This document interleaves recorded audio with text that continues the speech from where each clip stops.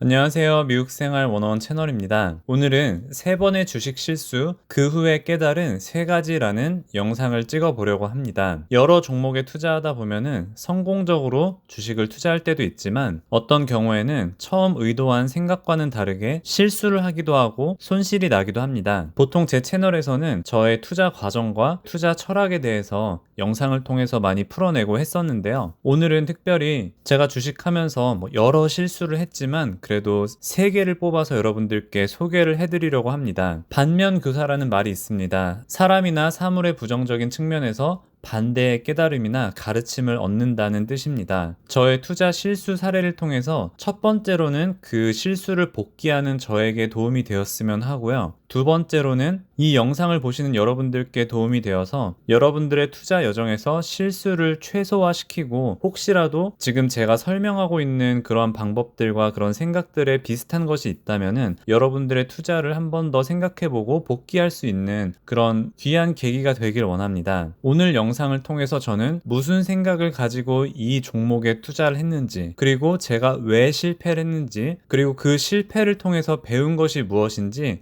이 3가지를 중점적으로 하나하나 살펴보도록 하겠습니다. 네, 첫 번째 종목은 루이신 커피입니다. 4년 전인 2019년 5월에 스타벅스 대항마라고 불리던 중국의 루이신 커피가 나스닥 시장에 데뷔를 했습니다. 이 당시에 제가 영상들을 만들고 이러한 자료들을 모았습니다. 이미 스타벅스가 중국에 많이 진출한 것을 알고 있었고, 그리고 이렇게 증가되는 매점 개수, 아이템 개수들을 이렇게 보면서 저는 이 당시에 이런 생각을 했었습니다. 이 성장 추세라면은 투자할 만하다. 그리고 이미 팽창되어 있는 1등 기업 스타벅스보다는 지금 대항마로 떠오르고 있는 루이신이 투자하기에 적합할 것 같다. 그리고 혹시나 주저하다가 나중에 이 기업이 이 주가가 많이 올라서 늦기 전에 미리미리 투자하자. 이렇게 저는 저만의 뇌피셜을 가지고 결론을 짓고 루이신 기업에 투자를 하기 시작했습니다. 그리고 나서 몇 달 뒤에 중국판 스타벅스라고 불리는 루이신 커피는 회계 조작으로 주가가 80% 이상 폭락을 했습니다. 이 스크린샷은 제가 만든 유튜브 영상에서 가져왔고요. 여기 보시면 약 3억만 달러가 허위 거래가 있었다. 매출의 절반 이상이 조작이 되었다 하면서 한 주당 26불 하던 것이 마이너스 막 75% 이렇게 떨어지면서 6불대로 변했습니다. 그래서 이 당시에 저는 막 하루에 75% 떨어졌다라는 영상도 찍고 나중에는 정말 모두 정리했습니다라는 그런 영상도 찍었었습니다. 제가 이 루이신 커피 투자 실수를 통해서 깨달았던 것은 잘 모르는 중국 기업에 투자를 하지 말자라는 것이었습니다. 물론 중국 기업 투자를 통해서 수익을 보시는 분들도 있으시겠지만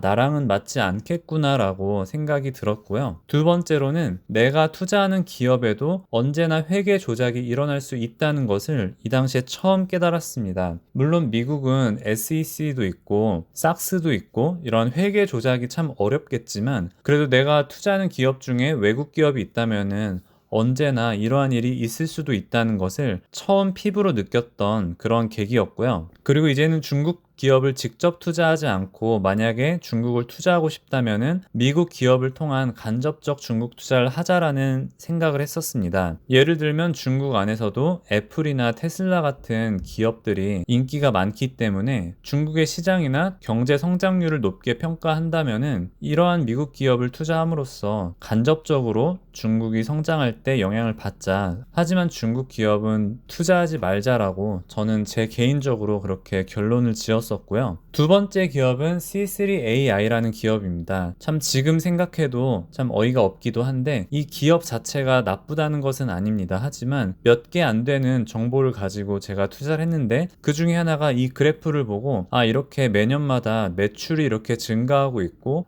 이러한 성장세라면은 부채도 잘 감당할 수 있지 않을까라고 생각을 했었습니다. 물론 이 당시에 앞으로는 AI다라는 그러한 말들이 있었고 그러면 AI 대표 기업 중에 팔렌티어, AI 둘 중에서 이러한 얕은 정보들을 보고 저는 한번 AI에 투자를 해보자 그렇게 생각을 했었고요. AI 투자했던 또 다른 이유는 이거는 제가 그 당시에 캡처했던 주가인데요. 한 주 동안 25불이 빠졌습니다. 즉 거의 18% 정도 빠졌는데요. AI가 주가가 한 160불 이상도 찍었던 적이 있었어서 이 당시에 제가 들었던 생각은 이때 떨어지고 또 이때 확 떨어지고 이미 떨어질 대로 떨어졌다라고 저는 저 혼자의 뇌피셜로 생각을 했었고요. 자, 여기 보시면은 제가 2020년 12월에 2,500불 매수한 거와 2021년 4월에 1,000불 매수한 거는 제 배당일기 영상에 12월 영상, 4월 영상에 잘 나와 있습니다. 하지만 제가 이거는 유튜브에서 처음 밝히는 거긴 한데 2년 전 12월 달에 제가 12월 3일에 15,000불 매수하고 12월 6일에 전량 매도한 사실은 제가 유튜브에 올리진 않았습니다. 사실 이때가 금요일이고 이때가 월요일이어서 저는 하루가 안 돼서 바로 팔았는데요. 사실 이때 연말에 한탕 해보려고 하는 그런 욕심을 냈었습니다. 하지만 제가 이렇게 하루 만에 팔았던 이유도 있었는데요. 자, 이렇게 보시면은 이건 저의 두 번째 포트폴리오에서 캡처한 건데요. 롯데타워가 있는 것처럼 여기에 12월쯤에 이렇게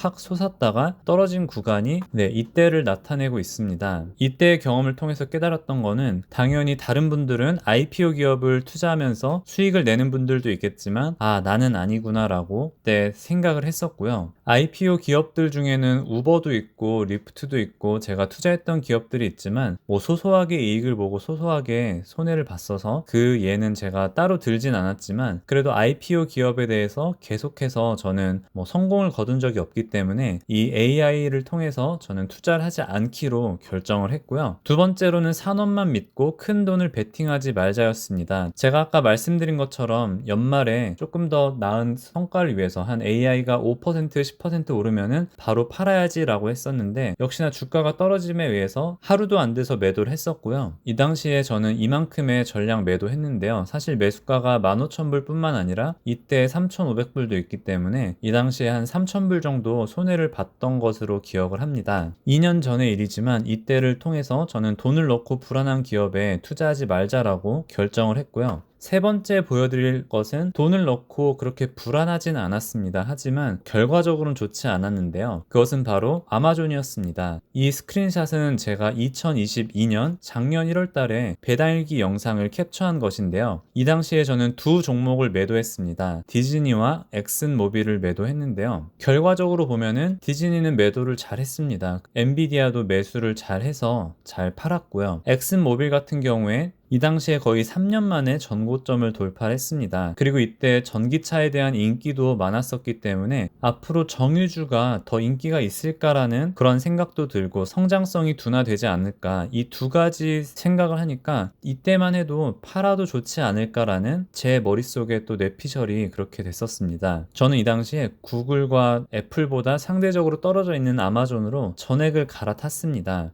이 스크린샷은 제 포트폴리오를 관리하고 있는 M1 파이낸스에서 가져왔고요. 혹시나 이 영상을 보시는 분들 중에서 미국에 거주하시고 있는 분이 계시다면은 제가 영상 설명란에 M1 파이낸스 링크를 걸어두도록 하겠습니다. 2022년 1월 25일에 엑슨모빌 매도하고 아마존을 거의 같은 금액에 매수했습니다. 그리고 두 달 전쯤에 아마존을 다 전량 매도했습니다. 이것만 보시고 엄청난 이익을 본 거 아닌가 라고 생각할 수 있는데 저는 추가 매수를 한 거였기 때문에 이 당시에도 조금의 손해를 보고 매도를 했고요.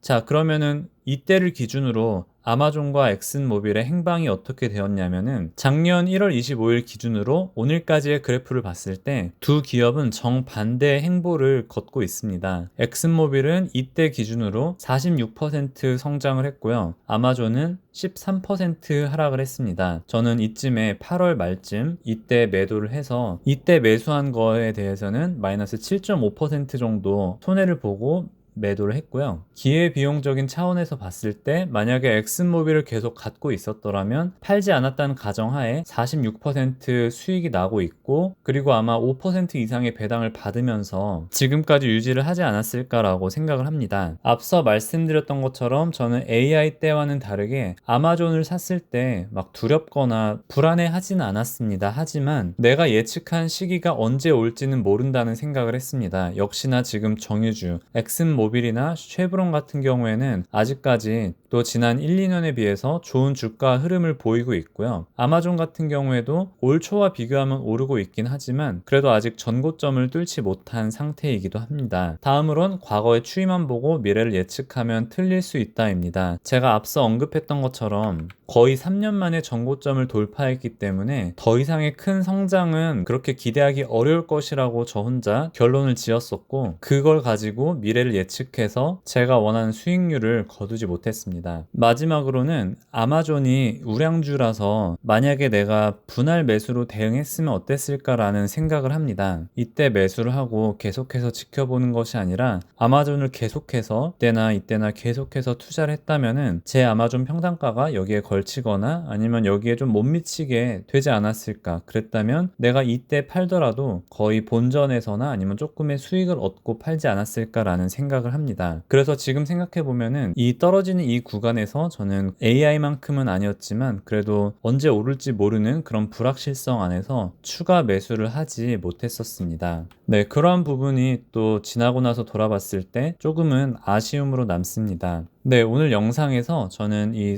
루이싱 커피, C3AI 그리고 아마존에 대해서 살펴봤습니다. 여러분들이 이 영상을 통해서 오해하지 말았으면 하는 것은 제가 이 세 기업이 좋지 않다라고 말하는 것이 아니라 저의 어떤 불안감과 저의 미숙함과 그리고 제가 잘 알지 못하고 그리고 저의 성향을 돌이켜 봤을 때 이러한 기업에 투자를 했던 시기도 맞지 않았고 많은 과정들에서 조금은 아쉬움들이 있었습니다. 그래서 저도 영상 초기에 말씀드렸던 것처럼 이러한 기록들을 복기하면서 제 자신을 반면교사하고 여러분들도 저를 반면교사하면서 앞으로는 최대한 실수를 줄이고 어떻게 하면 이길까도 중요하지만 어떻게 하면 지지 않을까의 관점에서 계속해서 주식 투자를 한다면은 마음 편하게 장기 투자를 하지 않을까라고 생각을 합니다. 오늘 영상은 여기까지 하겠습니다. 시청해주신 모든 분들께 감사드립니다. 오늘도 좋은 하루 되세요.